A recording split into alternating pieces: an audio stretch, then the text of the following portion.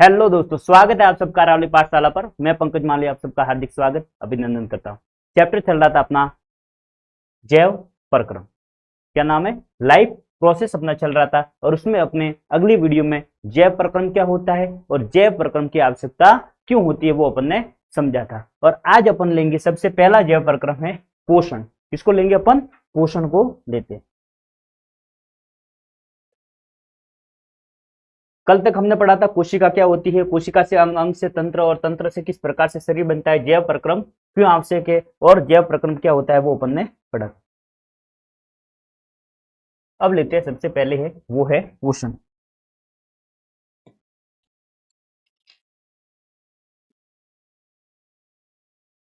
पोषण अब पोषण होता क्या है और इसकी आवश्यकता क्यों होती है। तो हम अपने दैनिक जीवन के जो कार्य करते हैं, साइकिल चलाते हैं, ठीक है, चलते हैं, दौड़ते हैं, भागते हैं, कुछ भी काम करते हैं, हमको किसकी आवश्यकता होती है? हमको आवश्यकता होती है ऊर्जा या एनर्जी की आवश्यकता होती है।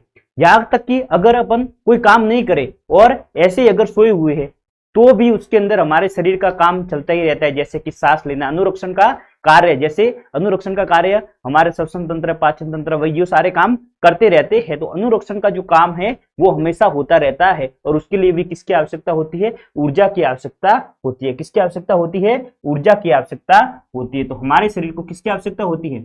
ऊर्जा की। किसकी? ऊर्जा की आवश्यकता होती है। और ये ऊर्जा अपन कहां से लेते हैं? तो हम ऊर्जा के लिए क्या करते हैं? हम खाना खाते हैं।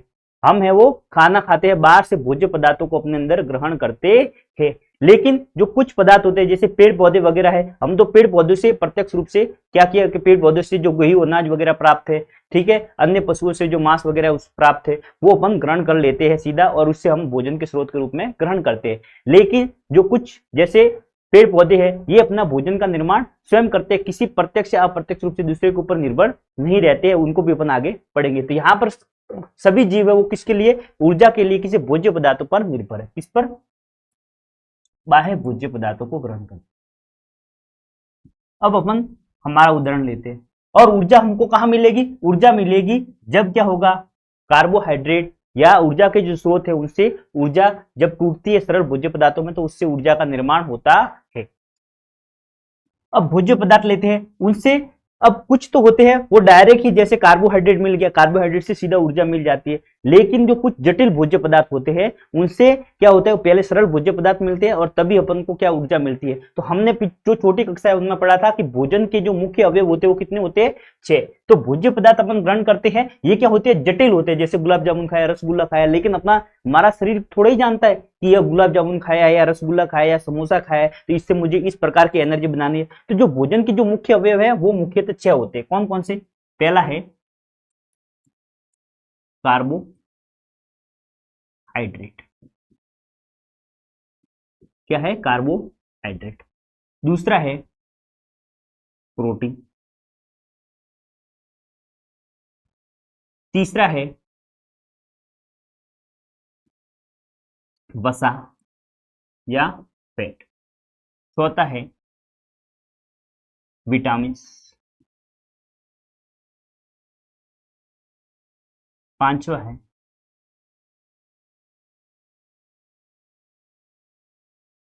खनिज लवण और छठा है जल। हम खाना खाते उसमें ये चीजें होती है। अब इनमें से ऊर्जा का निर्माण करने के लिए सिर्फ ये 3 चीजें ही काम में आती है। ऊर्जा का निर्माण इन तीनों से ही होता है। ऊर्जा निर्माण, ऊर्जा निर्माण में कौन कौन काम में आते हैं? ये तीनों। कौन कौन कौन? कि कार्बोहाइड्रेट, प्रोटीन और वसा। हमारा जो शरीर है हम उसमें जो भोजन पदार्थ ग्रहण करते हैं उसमें से कार्बोहाइड्रेट, प्रोटीन और वसा यही क्या करते हैं? ऊर्जा का निर्माण करते हैं। और इनका पाचन किस प्रकार से होता है वो पाचन तंत्र में हम पढ़ेंगे। और ये विटामिन है, ये रोग प्रतिरोधक क्षमता वगैरह बनाते हैं, हमारे शरीर में बहुत सारे काम करता है विटामिन। फिर एक खनिज लवण है, ये भी हमारे शरीर में जैसे लोहा, आयरन है, कैल्शियम है, फास्फोरस, इन सबका भी अपना अलग अलग ही काम है। और जल है, वो भी, ये इस जल से कोई अपन को एनर्जी नहीं मिलती है बल्कि ये क्या करता है? हमारे शरीर के लिए आवश्यक तत्व है। ठीक है, तो जो भोजन पदार्थ अपन ग्रहण करते हैं उसमें ये 6 चीजें होती है, ये भी आपको पता होना चाहिए। तो अब ये जो ऊर्जा प्राप्ति है इसके लिए हम क्या करते हैं, इस ऊर्जा को प्राप्त करते हैं किससे, इन 6 अवयवों, इन तीनों से प्राप्त करते हैं। और इसके लिए अपन क्या करते हैं, बाहर से भोज्य पदार्थों को ग्रहण करते हैं। तो पोषण क्या है कि पोषण किसके लिए आवश्यक है, पोषण किसके लिए आवश्यक है, तो यहां पर अपन लिखेंगे कि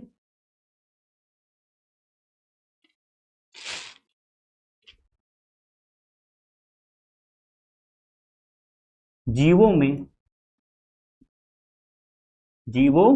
में सभी कार्य को करने,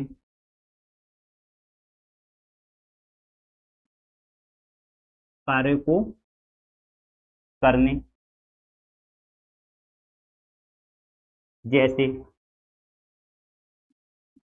जैसे गति है, अनुरक्षण है,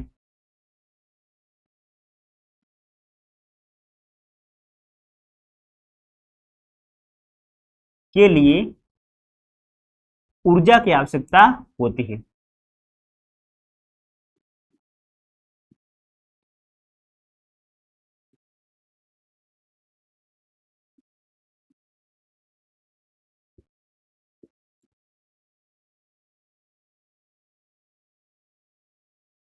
जिसे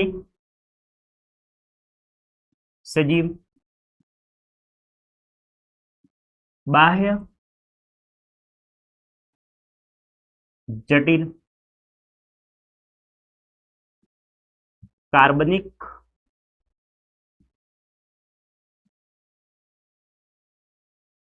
या अकार्बनिक भोज्य पदार्थों के अपघटन से प्राप्त करते हैं।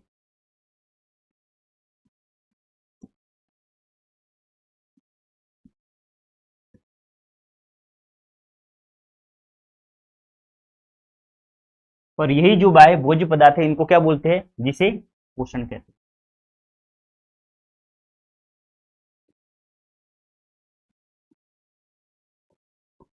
तो पोषण क्या है कि जीवों को जिंदा रहना है, इसके लिए ऊर्जा की आवश्यकता होती है। और ऊर्जा की आवश्यकता किससे पूरी करते हैं, वे बाहर से भोज्य पदार्थों को ग्रहण करते हैं, कार्बनिक अकार्बनिक भोज्य पदार्थों को ग्रहण करते हैं।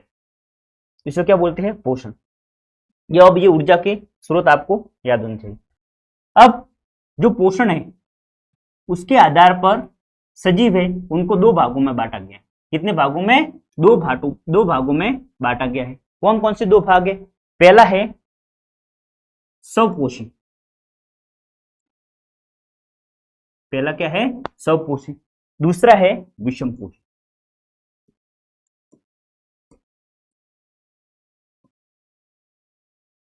ठीक है, स्वपोषी तथा विषमपोषी।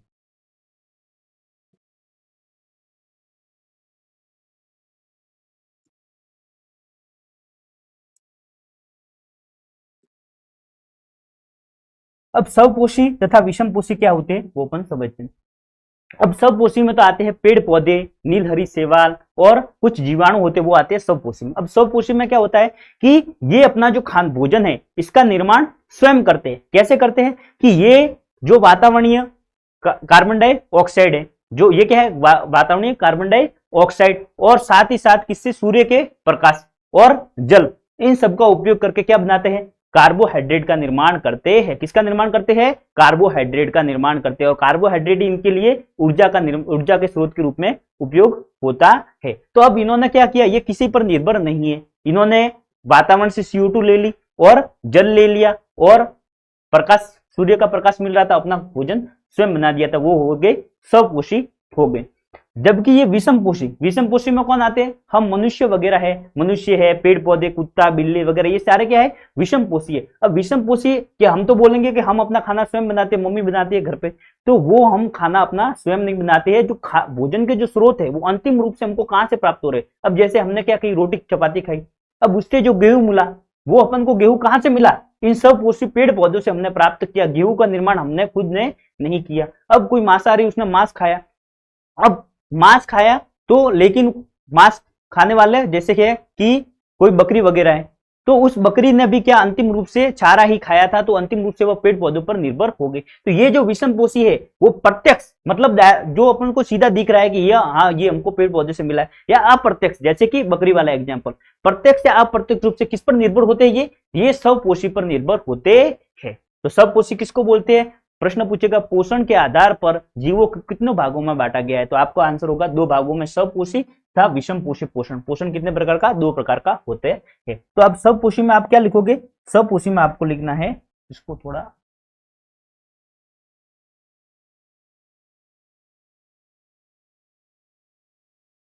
तो यहां पर आप लिखोगे कि स्वपोषी पोषण क्या है कि इसमें जीव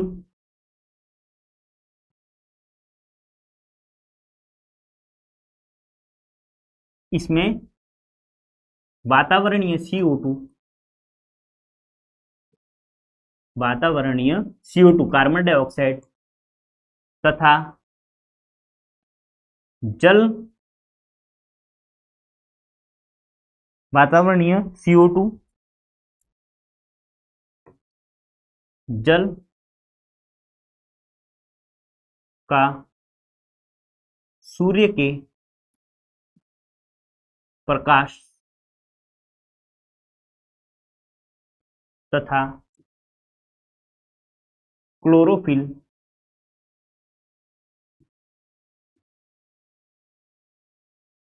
की सहायता से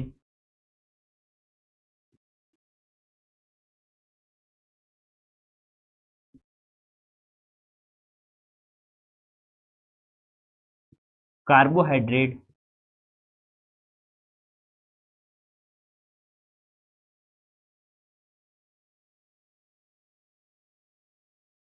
का निर्माण होता है, जिसका उपयोग ऊर्जा स्रोत के रूप में होता है।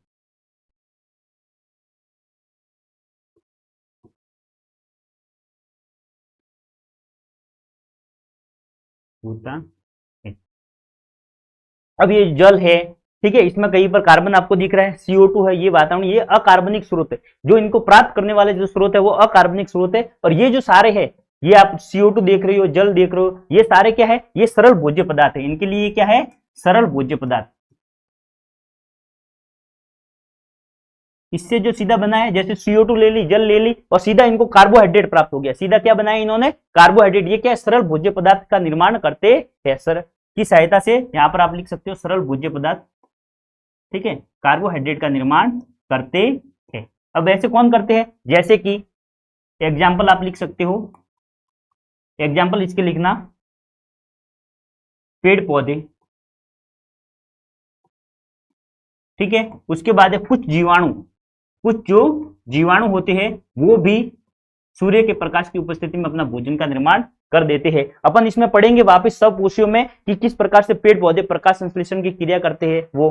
अब कुछ जीवाणु और साथ में नीलहरित शैवाल। नीलहरित शैवाल क्या होते हैं कि हरे रंग के शैवाल होते हैं, जिस प्रकार से अपने पेड़ पौधों में क्या होता है?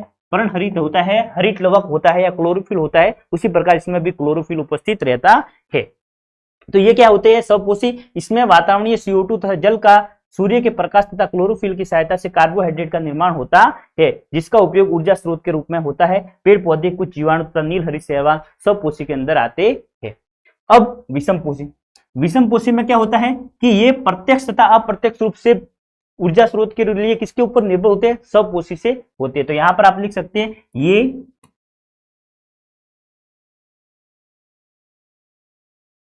प्रत्यक्ष या अप्रत्यक्ष रूप से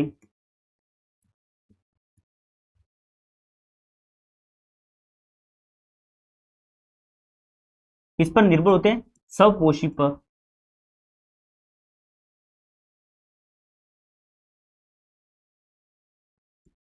भोज्य पदार्थों के लिए स्वपोषी पर निर्भर होते हैं, स्वपोषियों पर निर्भर होते हैं, पर निर्भर होते हैं। एग्जाम्पल क्या है? एग्जाम्पल जैसे कि मानव, मानव है। उसके बाद आपने कवक देखा होगा, रोटी पर फफूंद वगैरह लगती है, तो ये किससे प्राप्त कर रहे हैं? अन्य जीव पर ये निर्भर, तो मानव तथा कवक। ये क्या है? ये है विषम पोषी के एग्जाम्पल। अब यहां पर देखो सीधा कार्बोहाइड्रेट प्राप्त हो रहा था, लेकिन हम जैसे दूध पी लिया हमने, अब दूध है, उसमें ये सीधा कार्बोहाइड्रेट अपन को प्राप्त नहीं होता है। वो क्या होते हैं? इसमें बहुत सारा मिक्सचर होता है, तो वो होते हैं जटिल। कैसे होते हैं? जटिल भोज्य पदार्थ। यहां पर जो अपन जो विषम पोषी है वो क्या करते हैं? जटिल भोज्य पदार्थों को पहले ग्रहण करते हैं। किसको? जटिल भोज्य पदार्थ। अब हमारा शरीर है वह तो किसको? कार्बोहाइड्रेट और इनको ही ग्लूकोज और इनको ही सीधा कंज्यूम करता है। यहाँ पर आप देखना प्रकाश संश्लेषण की क्रिया होती है, यहाँ पर जो कार्बोहाइड्रेट बनता है वह क्या होता है? ग्लूकोज बनता है, C6H12O6, ठीक है। और ये सीधा सरल भोज्य पदार्थ होता है, बॉडी सीधा इसको एब्जॉर्ब करती है। लेकिन यहाँ पर जो आपको मिलेगा वो कार्बोहाइड्रेट मिलेगा, प्रोटीन मिलेगा, वसा मिलेगी। तो ये क्या है? सारे जटिल भोज्य पदार्थ है, सीधा ग्लूकोज नहीं मिलता। हमारे बॉडी है वो ग्लूकोज को एक्सेप्ट करती है ऊर्जा के स्रोत के रूप में, लेकिन यहाँ पर जो जटिल भोज्य पदार्थ इनके द्वारा जो ग्रहण किया जाता है उसमें होते हैं कार्बोहाइड्रेट, प्रोटीन है, वसा है। अब इनसे क्या करते हैं? एनर्जी जनरेट करनी है, तो इनको पहले तोड़कर सरल भोज्य पदार्थ, मतलब जैसे ग्लूकोज वगैरह है, इसके अंदर बदलना होगा, सरल भोज्य पदार्थों में बदलना पड़ता है। तो यहां पर आपको लिखना है कि जो विषम पोषी है वह जटिल भोज्य पदार्थों को ऊर्जा के स्रोत के रूप में ग्रहण करते हैं। फिर इनका क्या किया जाता है? हमारे शरीर के अंदर पूरी पाचन क्रिया होती है, हमारे पाचन तंत्र हम पढ़ेंगे, तो उस पाचन तंत्र में क्या होता है? इसको सरल भोज्य पदार्थों में बदला जाता है। और इसको बदलने के लिए क्या किया जाता है? एंजाइमों का उपयोग किया जाता है। किसका? एंजाइम हमारे शरीर के अंदर होते हैं, उनका उपयोग किया जाता है, जैसे लाइसो एंजाइम है, ठीक है, पेप्सिन एंजाइम है। अब ये आगे अपन पढ़ने वाले सारे एंजाइम को, अब ये एंजाइम होते क्या है? तो आपको यहां पर लिखना है कि एंजाइम क्या है? एंजाइम जिस प्रकार से अपना अभिक्रिया में क्या पढ़ा था?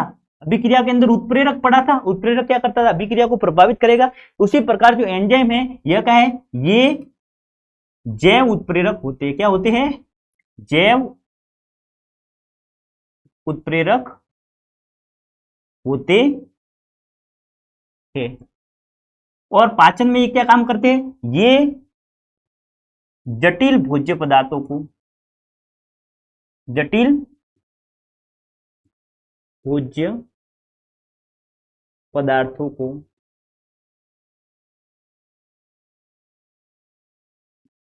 सरल भोज्य पदार्थों में बदलते हैं। जब अपन पाचन तंत्र पढ़ेंगे, सारे एंजाइमों को पढ़ेंगे, तो मैं बदलते हैं। ठीक है। अब यहां पर एक बार वापस समझो, पोषण में क्या होता है कि इनको पोषण के आधार पर जीवों को दो भागों में बांटा जाता है, एक है स्वपोषी और एक होता है विषम पोषी। स्वपोषी में आते पेड़ पौधे, कुछ जीवाणु तथा कुछ और नीलहरित शैवाल। ये क्या करते हैं कि वातावरण से CO2 ले ली, सूर्य के प्रकाश और जल की सहायता से क्या बनाते हैं? कार्बोहाइड्रेट का निर्माण कर देते हैं। और कार्बोहाइड्रेट में क्या? सरल भोज्य पदार्थ ग्लूकोज। हमको एनर्जी सीधी ग्लूकोज से ही प्राप्त होती है। भले हमने ले ली कार्बोहाइड्रेट ले लिया, प्रोटीन ले ली, वसा ले ली, लेकिन इनको जब तोड़ेंगे तो उसमें से ग्लूकोज निकला और ग्लूकोज से ही एनर्जी बनेगी। ऊर्जा का स्रोत ग्लूकोज से ही एनर्जी बनेगी। लेकिन ये जो विषम पोषी है ये क्या करते हैं? प्रत्यक्ष अप्रत्यक्ष रूप से किस पर निर्भर होते हैं? ये प्रत्यक्ष अप्रत्यक्ष रूप से स्वपोषियों पर निर्भर रहते हैं। और ये क्या करते हैं? इनसे जो भोजन पदार्थ प्राप्त करते हैं वो जटिल भोज्य पदार्थ होते हैं। कौन से जटिल भोज्य पदार्थ? जटिल भोज्य पदार्थ कौन से? ये कार्बोहाइड्रेट, प्रोटीन का वसा। अब इनको क्या किया जाए? इन जटिल भोज्य पदार्थों को एंजाइम की सहायता से सरल भोज्य पदार्थों में बदला जाता है। तो यहां पर आ गया अपना कि स्वपोषी क्या होते हैं और विषम पोषी क्या होते हैं, आप लिख सकते हो। अब है हम पढ़ेंगे, सबसे पहले लेंगे स्वपोषी पोषण, और उसमें सबसे पहले देखेंगे कि किस प्रकार से पेड़ पौधे अपने भोजन का निर्माण करते हैं। हमने पहले भी देखा था कि हम इसमें जो भी पढ़ेंगे वो पेड़ पौधों के लिए पढ़ेंगे और साथ में मानव के लिए। फिर इसमें अपन देखेंगे विषम पोषी पोषण में लेंगे अमीबा को लेंगे कि अमीबा अपना भोजन का वो अपना पोषण किस प्रकार से करता है, और उसके बाद हम मानव को लेंगे, मानव पाचन तंत्र को लेंगे। ठीक है, तो इसमें दो चीजों को अपन पढ़ेंगे, अमीबा को पढ़ेंगे और एक पढ़ेंगे किसको, मानव को। ठीक है, और यहां पर इसमें अपन पढ़ेंगे किसको, पेड़ पौधों को पढ़ते हैं। तो सबसे पहले अपन ले लेते हैं सपोषी पोषण में।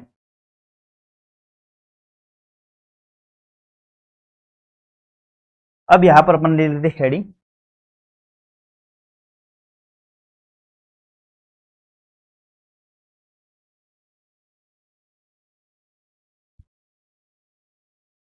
पौधों में सबसे पहले किसको लेंगे, पौधों में सपोषी पोषण। सपोषी पोषण, क्योंकि पौधे क्या करते हैं, अपने भोजन का निर्माण स्वयं करते हैं। पौधों में सपोषी पोषण।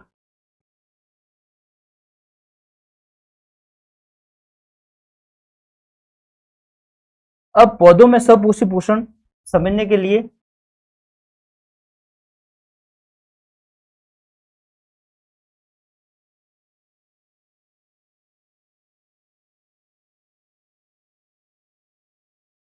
हम पहले समझेंगे कि किस प्रकार से पौधे प्रकाश संश्लेषण की क्रिया करते हैं। तो क्या होता है कि जो पेड़ पौधे होते हैं, कोई भी जैसे पौधा है, ये जैसे पौधा है, अब ये पौधा क्या करेगा कि अब इस पौधे के जो पत्तियां होती है, उन पत्तियों में, ये जो पत्तियां होती है, यहां पर पाया जाता है क्लोरोप्लास्ट। क्लोरोप्लास्ट, पत्तियों में छिद्र होते हैं, और इस क्लोरोप्लास्ट में क्या होता है, पत्तियों का जो हरा रंग आप देखते हैं, उसके अंदर होता है क्लोरोफिल। क्या होता है, क्लोरोफिल। ये क्लोरोफिल क्या होता है, ये होता है हरे रंग का रंजक। क्या होता है, हरे रंग का रंजक।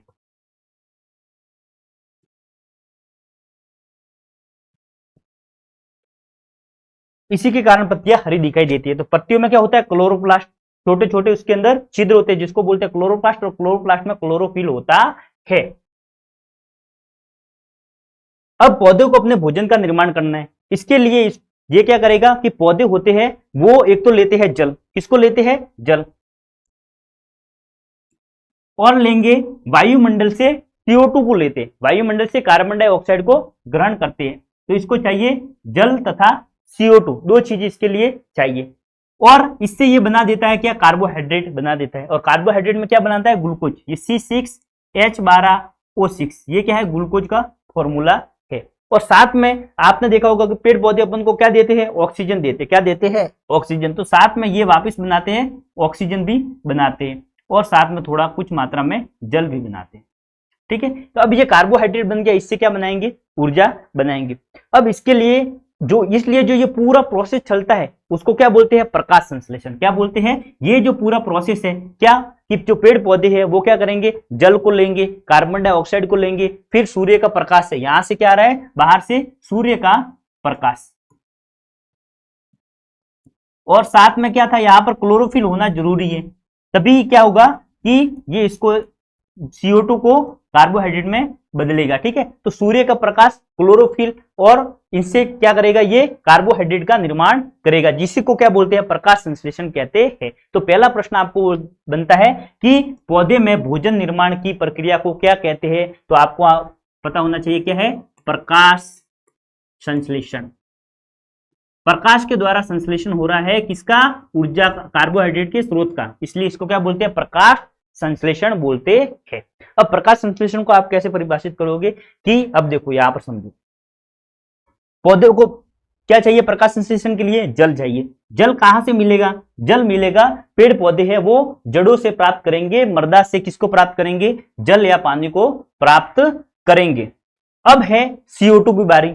CO2 कहां से प्राप्त करेंगे कि पेड़ पौधे हैं उनकी पत्तियों के ऊपर होते हैं छोटे छोटे रंध्र होते हैं, और इन रंध्रों से ही क्या होते हैं कि गैसों का आदान प्रदान होता है, और ये वायुमंडल में हमारे चारों तरफ क्या है, CO2। तो वायुमंडल से ये क्या ले लेती है, कार्बन डाइऑक्साइड या CO2 कहां से प्राप्त करती है, वायुमंडल से प्राप्त करती है। अब जो पेड़ पौधे तो है वो दिन के समय अपने भोजन का निर्माण करते हैं, तो सूर्य का प्रकाश से वो क्या करते हैं, सूर्य का प्रकाश ग्रहण करते हैं। सूर्य का प्रकाश होना जरूरी है कार्बोहाइड्रेट में अपचन के लिए, और पेड़ पौधे की पत्तियों में थी क्लोरोफिल या हरित लवक था।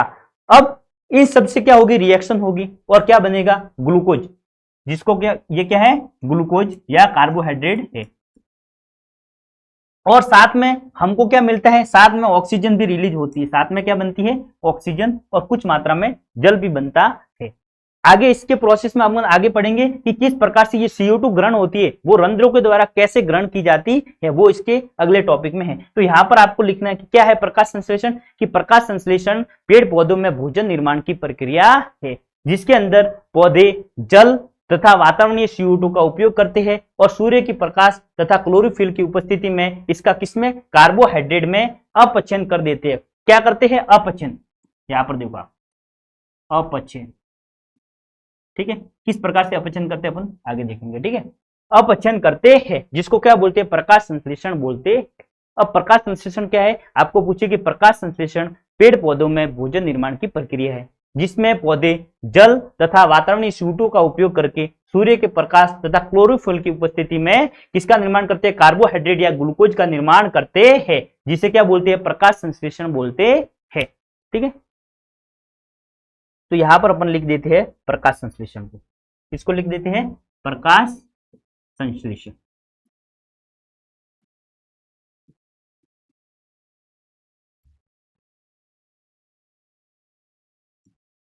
पेड़ पौधे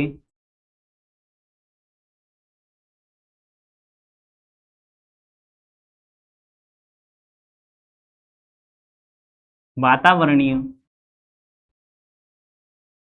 CO2 तथा जल का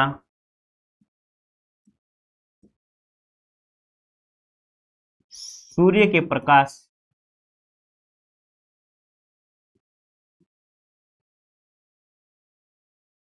तथा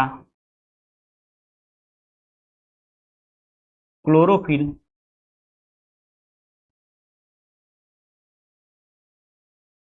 की उपस्थिति में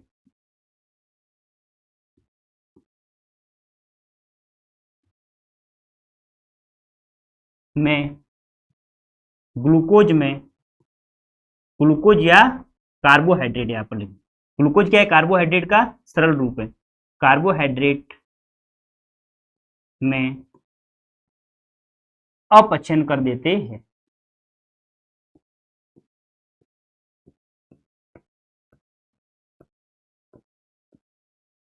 जिसे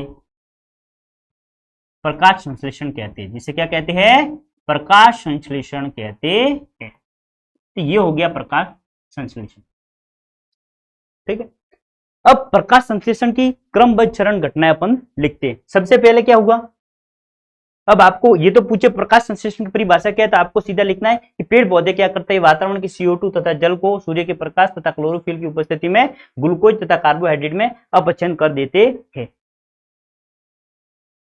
अब ये है, इसको अपन रिएक्शन फॉर्म में लिखते हैं। सबसे पहले क्या ली, CO2 लिया, ये लिख दी CO2।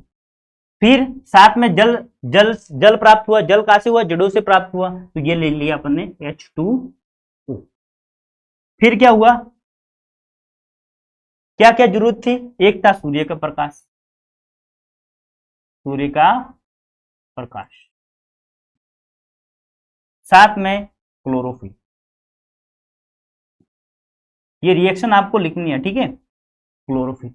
अब इनसे क्या बना, इनसे बना ग्लूकोज, तो लिख दो C6H12O6 प्लस साथ में बना ऑक्सीजन, और कुछ मात्रा में जल का निर्माण भी होता, जल भी बचा हुआ है, वो जल भी होता, ये हो, ठीक है। अब रिएक्शन को बैलेंस करने के लिए यहां पर कार्बन 6 है और यहां पर कार्बन कितने हैं, सिर्फ एक ही है, तो यहां पर अपन करेंगे, आगे लगा देंगे 6, तो 6CO2, यहां पर H2O, हाइड्रोजन यहां पर 12 है, यहां पर 2 है, तो और ये यहां पर है, तो टोटल मिला के यहां पर कर देंगे अपन 12, ठीक है।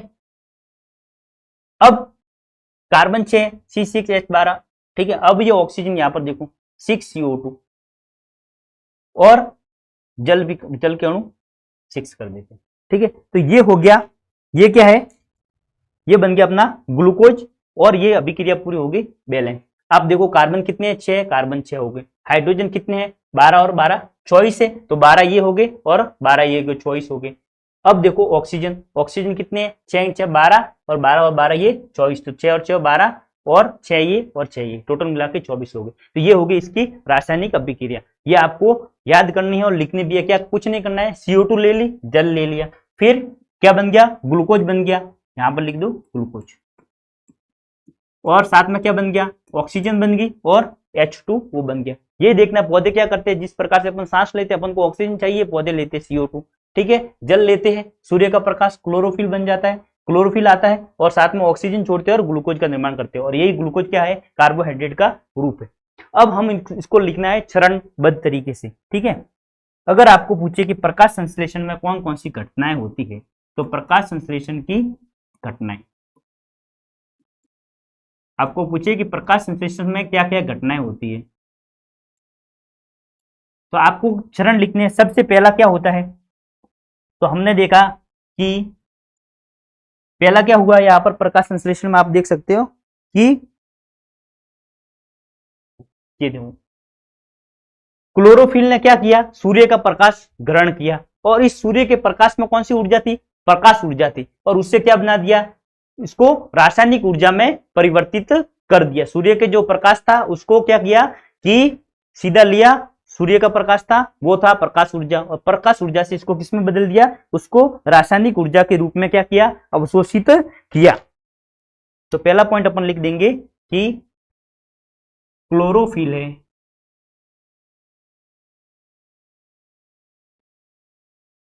सूर्य से प्राप्त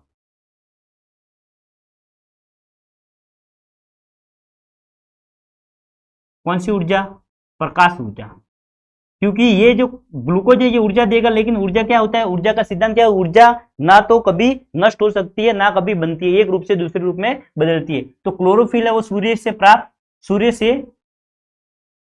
से प्राप्त प्रकाश ऊर्जा को रासायनिक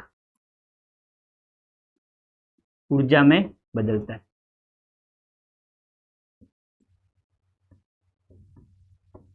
रासायनिक ऊर्जा में बदल दिया इसने, फिर क्या हुआ,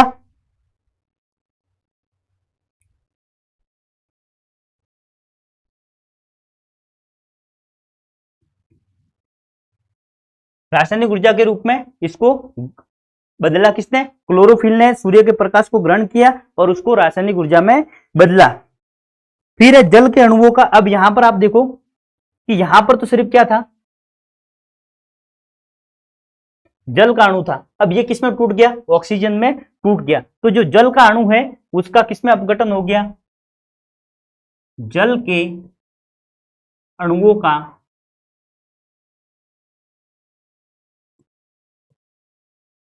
हाइड्रोजन तथा ऑक्सीजन में क्या हुआ, अपघटन हुआ।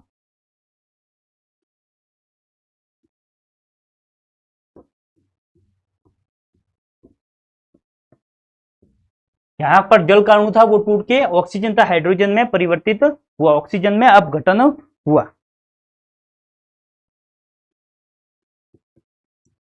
अब तीसरा यहां पर देखो क्या हुआ कि यहां पर जो कार्बन था, CO2 है, कार्बन डाइऑक्साइड है, इसका अपचन हुआ। अपचन में क्या होता है कि ऑक्सीजन होते हैं वो कम होती है। यहां पर देखो ग्लूकोज में ऑक्सीजन कितनी है, 6, और यहां पर कितनी थी, CO2 में 6 और 6 12, तो मतलब ऑक्सीजन की संख्या कम हुई है, और जहां पर ऑक्सीजन कम होती है वहां पर क्या होता है, अपचन। क्या होता है, अपचन होता है। तो आप यहां पर लिखोगे किसका, कार्बन डाइऑक्साइड का किसमें अपचन हो गया, कार्बोहाइड्रेट के रूप में अपचन हो गया। क्या हो गया, अपचन। आपको याद रखना है क्या, कि CO2 का कार्बोहाइड्रेट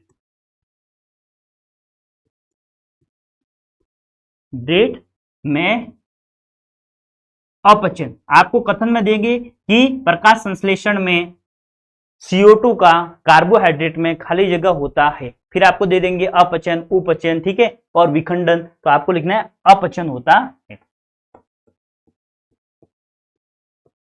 ठीक है। तो प्रकाश संश्लेषण में होने वाली घटनाएं कौन कौन सी है, तो आपको लिखना है सबसे पहले क्लोरोफिल द्वारा सूर्य के प्रकाश को अवशोषित किया जाता है, फिर क्या किया जाता है, प्रकाश ऊर्जा को रासायनिक ऊर्जा में बदला जाता है।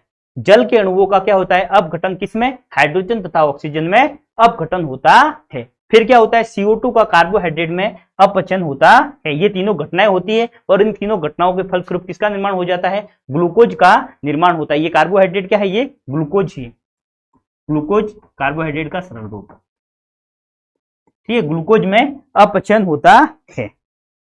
अब ये जो तीनों क्रम है ये हमेशा साथ साथ ही हो, ऐसा जरूरी नहीं है कि पौधे है वो CO2 अभी का अभी ग्रहण करेंगे, फिर जल भी ग्रहण करेंगे और सूर्य का प्रकाश और सीधा खाना बना देंगे, या मतलब जो कार्बोहाइड्रेट का निर्माण कर देंगे। ये तीनों क्रम लगातार चले ऐसा जरूरी नहीं है। अब आप देखोगे कि जो मरुद्भिद पौधे होते हैं, जो मरुस्थलीय पौधे होते हैं, अब वो क्या करते हैं कि CO2 है उसको तो ग्रहण कर लेते हैं, CO2 को रात में ग्रहण करते हैं। कब करते हैं, रात के अंदर ग्रहण कर लेते हैं, फिर उसका एक मध्य उत्पाद बना देते हैं, बीज का उत्पाद बना देते हैं, लेकिन अभी प्रकाश संश्लेषण क्रिया नहीं करते। अब ये CO2 तो इन्होंने रात को ग्रहण कर ली, लेकिन जब सुबह सूर्य का प्रकाश निकलता है तब जल और CO2 और फिर प्रकाश संश्लेषण की क्रिया करके ये भोजन का निर्माण करते हैं। तो यहां पर आप एक पॉइंट लिख देना कि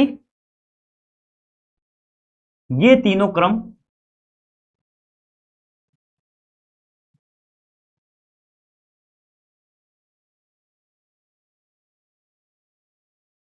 ये तीनों घटनाएं क्रमवार हो, मतलब लगातार एक के बाद में एक के, जैसे CO2 है जल का टूटना क्रमवार होना जरूरी नहीं है, क्रमवार हो जरूरी नहीं। क्यों, यहां पर आप लिख देना मरुद्भिद या मरुस्थलीय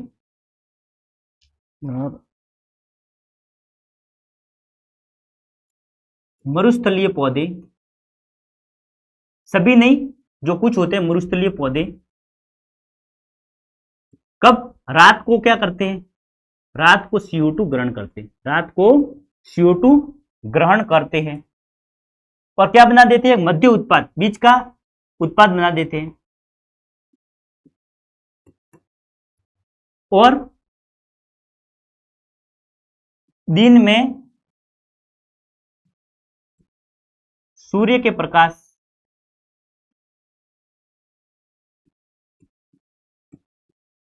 की उपस्थिति में प्रकाश संश्लेषण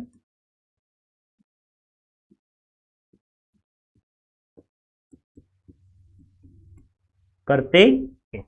ठीक है, सबके लिए जरूरी नहीं है कि एक ही समय पर सारी घटनाएं हो जाए, यहां पर घटनाएं आगे पीछे हो सकती है। तो जो मरुद्भिद पौधे, आपको प्रश्न पूछेगा कि रात के समय में CO2 का ग्रहण कौन करता है तथा दिन के समय प्रकाश संश्लेषण क्रिया करता है, तो वो है मरुस्थलीय पौधे। ठीक है, तो ये हो गया क्या, प्रकाश संश्लेषण की पूरी जो आपका था प्रोसेस वो हो गया। तो यहां पर आप देख लो प्रकाश, अभी तक हमने क्या पढ़ा, स्वपोषी तथा विषम पोषियों को पढ़ा। उसमें हमने स्वपोषी के अंदर पौधे में प्रकाश संश्लेषण की होने वाली क्रिया को पढ़ा, प्रकाश संश्लेषण किसको कहते हैं। फिर किस प्रकार से प्रकाश संश्लेषण क्रिया होती है, जल तथा CO2 का उपयोग सूर्य के प्रकाश तथा क्लोरोफिल की सहायता से किसमें, ग्लूकोज का निर्माण कर देते हैं, जिसको क्या बोलते हैं, जिसको प्रकाश संश्लेषण क्रिया बोलते हैं। अब ये जो क्लोरोफिल होता है वो कहां पर होता है, क्लोरोप्लास्ट में क्लोरोफिल पाया जाता है, जिसको क्या बोलते हैं, हरित लवक बोलते हैं। फिर प्रकाश संश्लेषण में कौन कौन सी घटनाएं होती है, तो ये आपको ये रिएक्शन तथा ये घटनाएं आपको याद होनी चाहिए। कौन कौन सी, की क्लोरोफिल में क्या होता है, सबसे सूर्य से प्राप्त प्रकाश को क्लोरोफिल रासायनिक ऊर्जा, प्रकाश ऊर्जा को किसमें बदल देता है, रासायनिक ऊर्जा में। जल में अणुओं का हाइड्रोजन तथा ऑक्सीजन में अपघटन होता है तथा CO2 का कार्बोहाइड्रेट में अपचयन क्या होता है, अपचयन होता है। एक बार वापिस अपचयन होता है। और मरुस्थलीय पौधे है वो क्या करते हैं, रात के समय में CO2 ग्रहण करते हैं।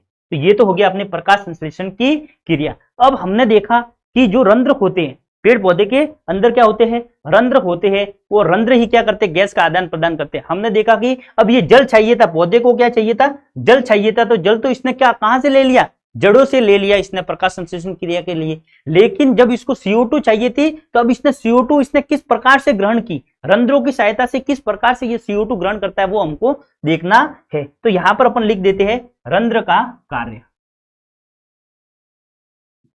रंध्र का कार्य। अब रंध्र क्या होते हैं कि रंध्र ये पेड़ पौधे की जो पत्तियां होती हैं उनके ऊपर क्या होते हैं, छोटे छोटे छोटे छोटे छिद्र होते हैं, जिनको क्या बोलते हैं, रंध्र कहते हैं। तो यहां पर आप रंध्र की पूरी भाषा लिख सकते हैं कि रंध्र क्या है, तो आप यार लिखो कि रंध्र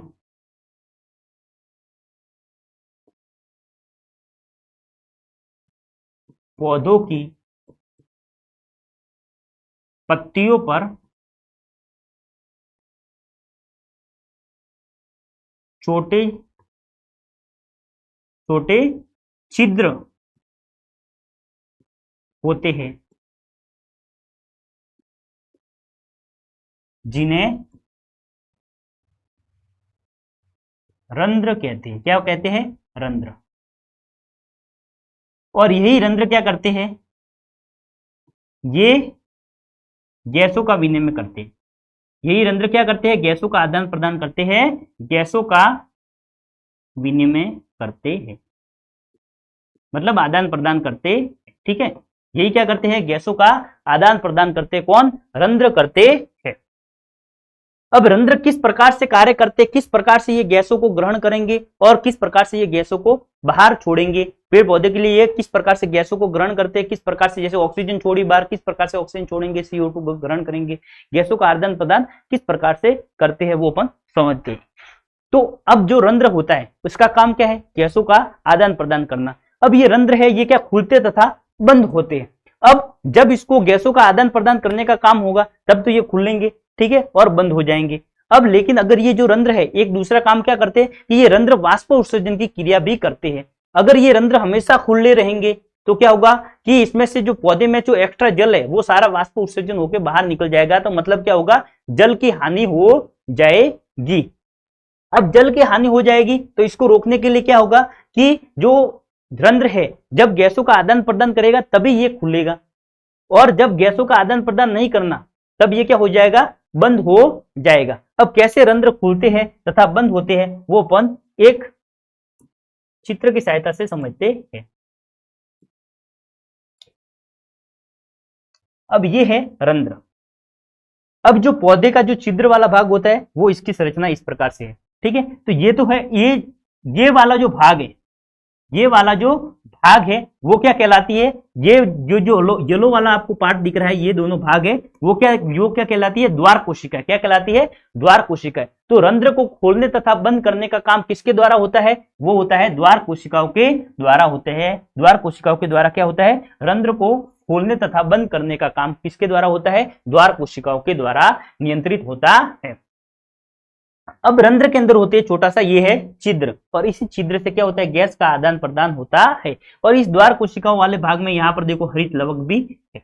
अब रंध्र खुलेगा तथा बंद किस प्रकार से होगा, तो ये मान जब क्या होता है कि ये जो द्वार कोशिका है इसके अंदर अगर पानी भर जाता है, इस द्वार कोशिका के अंदर पानी भर जाता है, तो पानी भरने से क्या होगा कि ये जो द्वार कोशिका है वो फूल जाएगी, और फूलने से ये जो द्वार कोशिका है ये फूल जाएगी, और फूलने से ये छिद्र बड़ा हो जाएगा और रंध्र खुल जाएगा और गैस का आदान प्रदान होगा। लेकिन जैसे ही इसमें से जल है, जब गैसों का आदान प्रदान काम पूरा हो जाता है तब क्या होता है कि इसमें से जो पानी है या वाटर है वो पूरा बाहर निकल जाता है। पानी बाहर निकलने से क्या होता है, कोशिका या कोई भी चीज सिकुड़ती है, ठीक है, और सिकुड़ने से क्या होगा कि ये रंध्र बंद हो जाएगा। अब मान लो आपके पास दो पाइप है, पानी की दो पाइप है, एक दोनों राउंड आकार के ऐसे, ठीक है। अब उसके अंदर जब पानी भरा हुआ होगा तब ये क्या होगी, खुली हुई होगी, फुली हुई होगी, और उनके बीच का गैप है वो बड़ा होगा। लेकिन जैसे आप उसके अंदर से पानी निकालोगे कि दोनों, जैसे ये इस प्रकार से ये है, और जैसे ही आप इसमें से पानी निकालोगे दोनों क्या आ जाएगी, पास में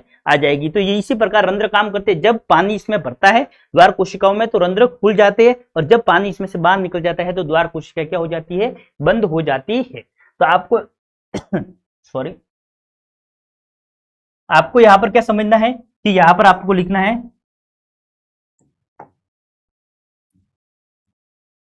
कि रंध्र गैसों का आदान प्रदान करते हैं, आदान प्रदान करते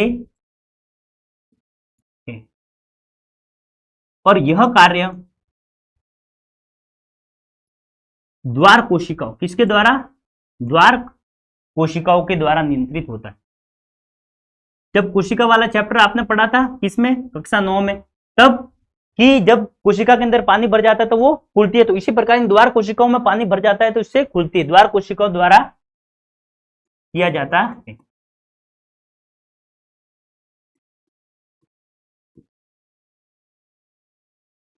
ठीक है, अब यहां पर आपको याद रखना है क्या, कि जब द्वार कोशिका, यहां पर द्वार कोशिका लिखी, इसके अंदर पानी भर जाता है, पानी भर जाता है, तब क्या होती है, ये फूलती है, क्या होती है, फूलती है, और क्या होता है, रंध्र खुलता है, रंध्र क्या होता है, खुलता, तो ये हो गया खुला रंध्र। इन द्वार कोशिकाओं के अंदर जब पानी भरेगा तो रंध्र क्या हो जाए, खुलेगा, और खुलेगा तो क्या होगा, गैसों का आदान प्रदान होता है। लेकिन जब ये द्वार कोशिका है, इसमें पानी क्या होता है, पानी बाहर निकल जाता है, इसमें से पानी बाहर निकलेगा तो क्या होगी, सिकुड़ेगी, क्या होगी, सिकुड़ेगी, और क्या हो जाएगा, रंध्र बंद हो जाएगा, रंध्र बंद हो जाएगा। रंध्र का बंद होना क्यों आवश्यक है, कि जल की हानि को रोकना, जल को हानि को रोकने के लिए रंध्र खुलते तथा बंद है। अब आंसर आपको लिखना है कि रंध्र की क्रिया विधि या कार्य प्रणाली को लिखिए, तो आपको लिखना है रंध्र गैसों के आदान प्रदान करने का कार्य करता है, यह कार्य द्वार कोशिका रंध्र में उपस्थित द्वार कोशिकाओं के द्वारा नियंत्रित की जाती है। जब द्वार कोशिकाओं में पानी भर जाता है तो यह फूलती है, और जिसके कारण रंध्र खुल जाता है। जब गैसों का आदान प्रदान नहीं करना होता है तब द्वार कोशिका अपने अंदर से क्या करती है, पानी को बाहर निकाल देती है, जिससे द्वार कोशिका क्या होती है, आपस में ये भाग क्या होगा, सिकुड़ेगा, और सिकुड़ने से रंध्र बंद हो जाते हैं। इस प्रकार से रंध्र क्या करते हैं, काम करते हैं, इस प्रकार से रंध्र है वो अपना कार्य करते हैं। आशा करता हूं आपको ये अच्छे से समझ में आ गया होगा। एक बार वापिस से समझिए, रंध्र का बंद होना क्यों जरूरी है, क्योंकि ये जल के हानि को रोकते हैं। तो रंध्र किस प्रकार से खुलते हैं तथा बंद होते हैं वो अपन यहाँ पर, एक यहाँ पर एक फैक्ट आप लिख देना, कभी कभी आपको पूछ सकते हैं कि पोटेशियम हाइड्रोक्साइड है, पोटेशियम हाइड्रोक्साइड है वो क्या करता है, CO2 को अवशोषित करता है। कभी भी एक प्रश्न में पूछ सकते हैं कि CO2 को अवशोषित करने के लिए किसका उपयोग किया जाता है, तो पोटेशियम हाइड्रोक्साइड, पोटेशियम हाइड्रोक्साइड है वो CO2 को अवशोषित कर सकता है।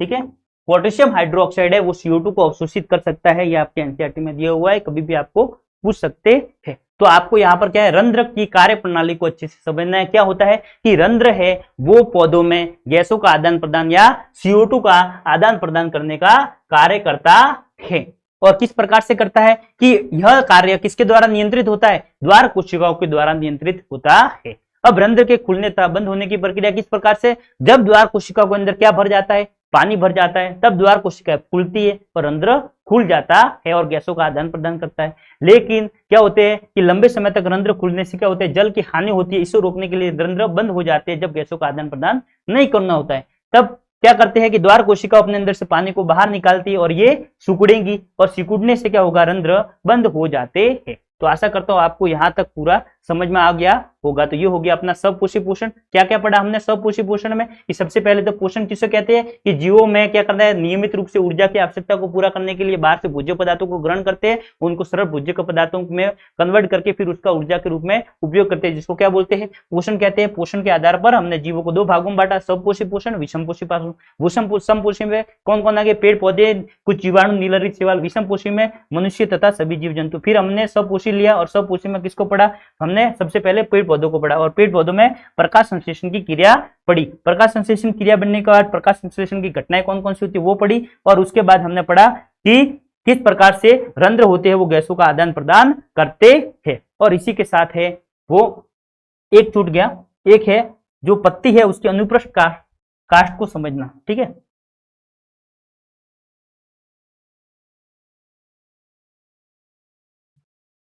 जो पत्ती की अनुप्रस्थ काष्ठ है उसको आप एक बार समझो, ठीक है, कि बाहर पत्ती होती है वो किस प्रकार से होती है। तो आप यहां पर देखो कि जो पत्ती है, इस पत्ती के बीच में आप कोई भी पत्ती देखना, उसके बीच में एक सिराएं होती है। तो ये जो बीच वाली मोटी सिरा होती है जिसको बोलते हैं अपन मध्य सिरा, क्या बोलते हैं इसको? मध्य सिरा बोलते हैं। फिर ऊपर का जो भाग होता है, जो बीच वाला भाग, उसको बोलते हैं पर्णपटल, ठीक है। और बीच में जो पत्ती वाला ये भाग अपन बनाते हैं इस प्रकार से पत्ती, और यह बीच वाली रेखा इसको बोलते हैं मध्य सिरा। फिर ये वाला जो भाग छोटी छोटी सिराएं होती है उनको बोलते हैं सिरा, ठीक है। और ये जो वाला भाग है ये जो इसको बोलते हैं पर्णपटल, ठीक है। अब ये फ्लोएम तथा जाइलम संवहन बंडल क्या करते हैं कि फ्लोएम तथा जाइलम है, ये भोज्य पदार्थों का तथा साथ साथ में पानी का जो आदान प्रदान किसके द्वारा होता है? यह इस जाइलम तथा फ्लोएम उत्तक के द्वारा होता है। फिर है मोमी क्यूटिकल। अब ये क्यूटिकल क्या होता है? कभी कभी क्या इन चित्रों में से भी सवाल पूछ लेते हैं, ठीक है।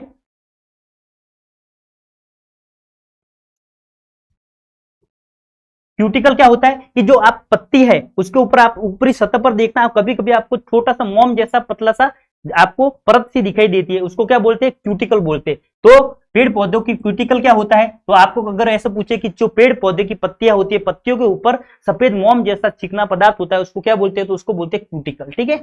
फिर है पत्ती के ऊपरी बाहरी त्वचा, और उसके अंदर क्या होते हैं? ये मैंने आपको बताया हरित लवक, और कई कई पर वायु कोष भी होते हैं, जहां पर खुली जगह होती है उसको क्या बोलते हैं? वायु कोष। फिर है पत्ती के अंदर वाला भाग होता है, वहां पर द्वार कोशिका होती है, द्वार कोशिका को अपने अच्छे से समझा, और निचली बाह्य त्वचा।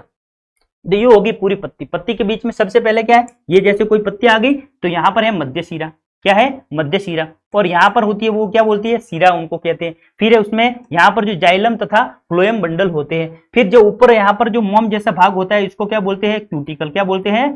क्यूटिकल बोलते हैं। फिर पत्ती में और क्या होता है? हरित लवक। और हरित लवक कहाँ पर होते हैं? क्लोरोप्लास्ट में जो छिद्र होते हैं क्लोरोप्लास्ट, उसमें हरित लवक होता है जिसको क्लोरोफिल भी बोलते हैं। तो यहां तक आप जहां पढ़ेंगे, जहां पर सब पोषण है वो यहाँ पर आपका पूरा होता है, और यहाँ पर आपके एनसीईआरटी में से कुछ भी बाकी नहीं रहेगा, एक छोटा सा प्रश्न भी आपके बाकी नहीं रहेगा। अगले वीडियो में अपन पढ़ेंगे सब विषम पोषी पोषण के बारे में। किसके बारे में? विषम पोषी पोषण के बारे में पढ़ेंगे। और उसमें सबसे पहले लेंगे अपन अमीबा में पोषण। अमीबा अपना भोजन किस प्रकार से प्राप्त करता है? एक कोशिका में और बहुकोशिका में। एक कोशिका जीव अमीबा के बारे में पढ़ेंगे, और बहुकोशिका जीव पाचन, मानव पाचन तंत्र के बारे में अच्छे से समझेंगे। तो मिलते हैं अगली क्लास में, तब तक के लिए धन्यवाद। अरावली पाठशाला को सब्सक्राइब कीजिए, वीडियो को शेयर कीजिए, लाइक कीजिए और कमेंट कीजिए।